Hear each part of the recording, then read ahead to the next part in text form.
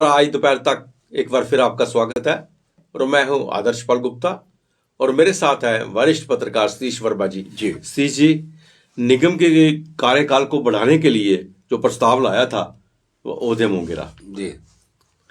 और इस बार मां वैष्णो देवी की यात्रा के लिए RFID कार्ड अनिवार्य है। गुलाम नबी आजाद ने ट्वीट करके बहुत से वादे किए लोगों से। पहले हम बात करते हैं निगम की। जी। कहते हैं जिसकी लाठी उसी की भैंस। वीरेंद्र शर्मा को आए अभी 1-2 महीने भी नहीं हुए इसको मेयर बने हुए, और उन्होंने एक प्रस्ताव उन्होंने पेश करवा दिया। जयदीप शर्मा है जो वार्ड नंबर 22 के कारपोरेटर है, उनके जरिए जी कि निगम का कार्यकाल जो है 2 साल के लिए और बढ़ाया जाए। अब भारतीय जनता पार्टी खुद ही अंदर से ही इसके विरोध हो गई है। और वार्ड नंबर 41 के संजय बड़ू हैं, उन्होंने सबसे पहले इसकी मुखालफत की। उन्होंने विरोध किया। उन्होंने कहा जिन्होंने काम नहीं किए हैं, जो जनता में नहीं जाना चाहती, जिनको भरोसा नहीं है कि जनता हमें फिर एक्सेप्ट करेगी, वो ऐसे जो है प्रस्ताव ला रहे हैं। कार्यकाल किस लिए बढ़ाना है जब इतना समय दिया है आपको समय दिया काम करने के लिए, उस समय में कार्य नहीं कर पाए। अब 2 साल और बढ़ा के आप क्या करोगे? जाओ जनता में, अगर काम किया है तो आपको ले आएंगे, नहीं तो इस तरह से बैकडोर एंट्री का सिलसिला कब तक चलता रहेगा? जी बिल्कुल, आपने ठीक कहा। मैं समझ तो इनके साथ वो हुआ सिर मुंडाते ओले पड़े। ये हालांकि सब जानते हैं, ये ओपन सीक्रेट है कि मेयर कैसे बनते हैं, कौन नियुक्त करता है, लॉबी कैसे होती है, ये सबको पता है। इसमें किस तरह के जातीय समीकरण, दूसरे समीकरण सब चलते हैं। हर तरीके के कोशिशें होती है और कोशिश में राजेंद्र शर्मा कामयाब रहे, नाम बहुत चले। बिल्कुल बिल्कुल। लेकिन जनरल हाउस की जो बैठक हुई उसमें ये कोशिश की गई कि 2 साल कार्यकाल बढ़ा दिया जाए। ये बड़ा ताज्जुब होता है। और दिलचस्प बात यह है कि इसका विरोध भी बीजेपी की ओर से हुआ है। सबसे बड़ी बात है, अगर इसका विरोध कोई इंडिपेंडेंट करता, कांग्रेस ही करता, तो ये लांछन तमाम तरह के लगा देते, तमाम तरह का प्रोपेगेंडा शुरू हो जाता। लेकिन हम समझते हैं कि अब मेयर साहब की क्या दिलचस्पी है, कितनी दिलचस्पी है, नहीं दिलचस्पी है, ये तो देखिए। एक कोई अगर कॉरपोरेटर, जिस प्रकार दीप शर्मा का बात है वार्ड नंबर 22 के, अगर उन्होंने इंटरेस्ट लिया है, स्वाभाविक है कि बिना किसी के इशारे के ये काम नहीं हो सकता। और फिर दिलचस्प संजय बड़ू जो 44 वार्ड से मेंबर हैं इनके, उन्होंने ही ठोक के इनको जवाब दिया। तो मैं समझता हूँ कि मेयर साहब अब जितना भी समय है, जितना भी कॉरपोरेशन के जितने मेंबर है, कॉरपोरेटर हैं, चाहे वो कोई हो, ABCD, हम किसी का नाम नहीं धरेंगे, अब उनको चाहिए कि लोगों की सेवा के लिए मैदान में उतर आए।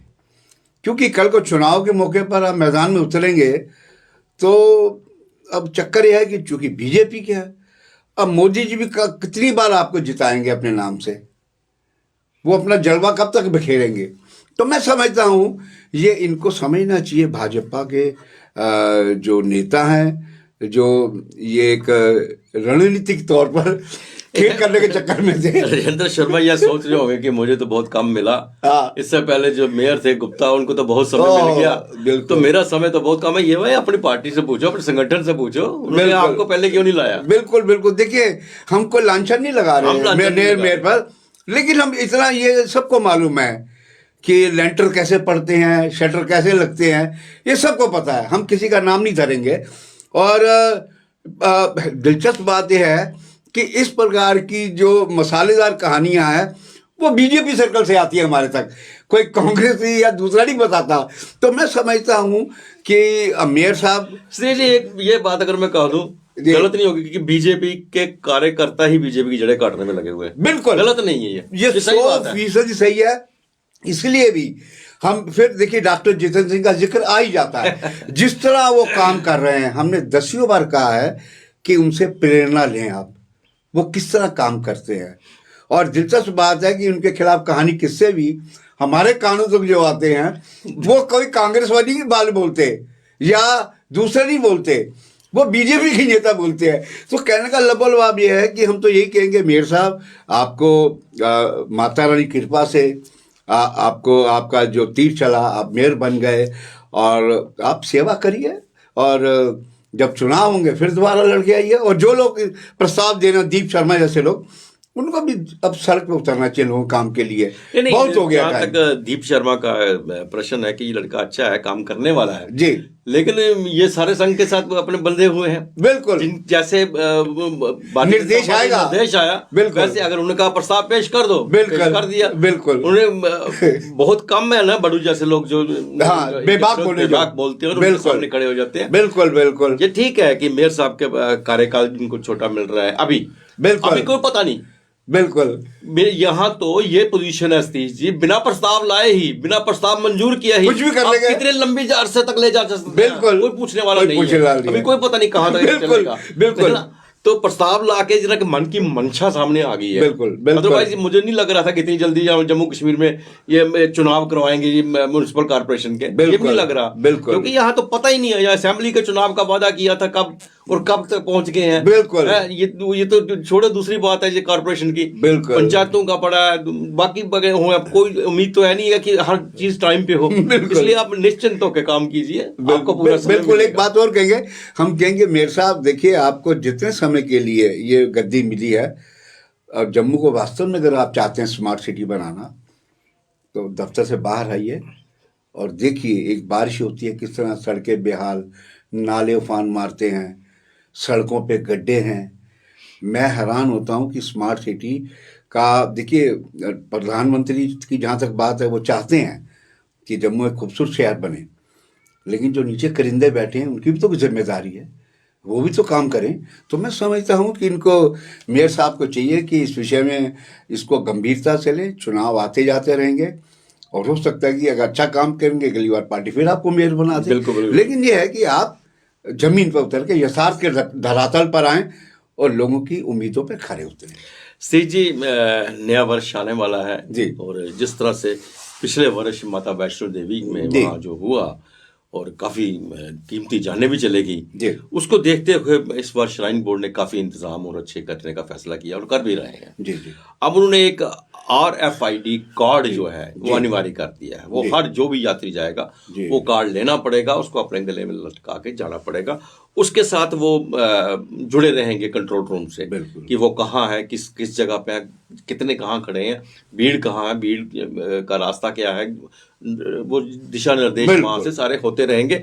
और सबसे बड़ी बात यह है कि जो कार्ड नहीं लेगा देखिए। उसे जुर्माना भी किया जाएगा। लगता है कि श्राइन बोर्ड ने कुछ सीख ले ली है पिछले साल से। बिल्कुल। देखिए, ये रेडियो फ्रिक्वेंसी आइडेंटिफिकेशन डिवाइस है, RFID इन शॉर्ट में कहते हैं। आपको मालूम है, हमने तो शुरू में जब ये घटना घटी थी 31 दिसंबर, ये पहली बीती जनवरी की रात, रात्रि 2:30 बजे, हमने अपनी PP न्यूज़ लाइन पे लगातार इस दुखद घटना पर खबरें भी दी थी, उसका विश्लेषण भी किया था। तो हम समझते हैं कि ये एक चैलेंज का काम होगा श्राइन बोर्ड के लिए। इसीलिए चैलेंज शब्द यूज़ कर रहे हैं क्योंकि हमेशा ये कोशिश होती है, जो श्रद्धालु होते हैं कि नए साल की शुरुआत हम माँ वैष्णो देवी के दरबार से करें।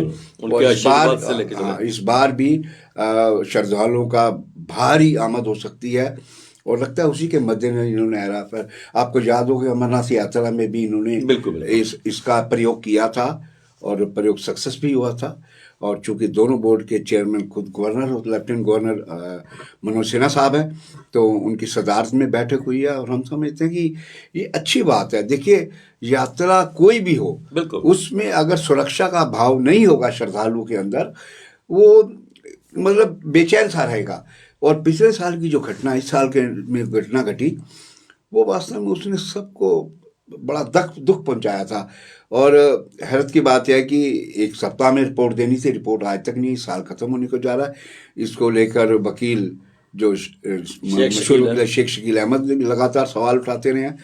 तो मैं समझता हूँ कि जो अंशुल गर्ग हैं, वो एक उनके बारे में जो जानकारी है, एक जिम्मेदार IAS अधिकारी है, तो हम समझते हैं कि वो कोशिश करेंगे। ये RFID एक उसमें है। उसके अलावा ये भी कहा जा रहा है कि वो कुछ सेक्टरों में बांट रहे हैं पूरा 13-14 किलोमीटर का जो बेस कैंप है कटरा से लेकर पवित्र भवन तक, उसमें वहाँ लोगों को रोका भी जा सकता है। लोगों पर, जैसे आपने खुद बताया, RFID के कंट्रोल रूम बनाया जा रहा है जिसमें हर व्यक्ति पे नजर होगी, और ये कार्ड वापस भी करना होता है और वापसी पे। एक अप्रोच रोड उन्होंने हाँ जो वहां से बनाई है, कटरा से लेके वहां से, वो एम्बुलेंस के लिए अलग है, कहीं भी ऐसा हादसा हो जाए वो एम्बुलेंस जो है भवन तक जा सकती है। बिल्कुल। उसमें श्राइन बोर्ड की जो पीछे बैठक हुई थी उसमें चीफ सेक्रेटरी अरुण कुमार मेहता भी थे, अंशुल गर्ग से जो मेंबर हैं, महामंडलेश्वर हैं, बॉम्बे से आते हैं वो, उसके अलावा डॉक्टर नीलम सरीन और बड़े लोग थे जो मेंबर हैं श्राइन बोर्ड के। तो मैं समझता हूँ कि देखिए एक बात तो है, हम पूर्ववर्ती सरकारों की बात नहीं करते, अब श्राइन बोर्ड जो करता है दिखाई भी देता है। जी जी। बैठकें अगर होती हैं तो वो पब्लिक के संज्ञान में होती हैं, तो ये एक अच्छी पहल है मनोज सिन्हा की अगुवाई में लेफ्टिनेंट गवर्नर की। तो हम समझते हैं कि माता रानी से यही है उम्मीद श्रद्धालुओं के प्रति से कहकर कि भाई यात्रा कोई कड़वे अनुभव लेके ना जाए नए साल के। और माता से तो कहते हैं माता उसी को बुलाती है जिसको उसने दर्शन देने होते हैं, तो इसीलिए हम लोगों की तो प्रगाढ़ आस्था है और माता रानी सब बेहतर करेगी, सब बेहतर करेगी, मन्नतें सबकी मानेगी। बिल्कुल। और पता नहीं शाहरुख खान की मन्नत माननी जाती है कि नहीं। जी बिल्कुल बिल्कुल। गुलाम नबी आज़ाद की बात करते हैं, राजनीतिक बात, उन्होंने अब ट्वीट करके बहुत से वादे करना शुरू कर दिए हैं कि मेरी हुकूमत बनेगी तो ये सब होगा, ये सब होगा।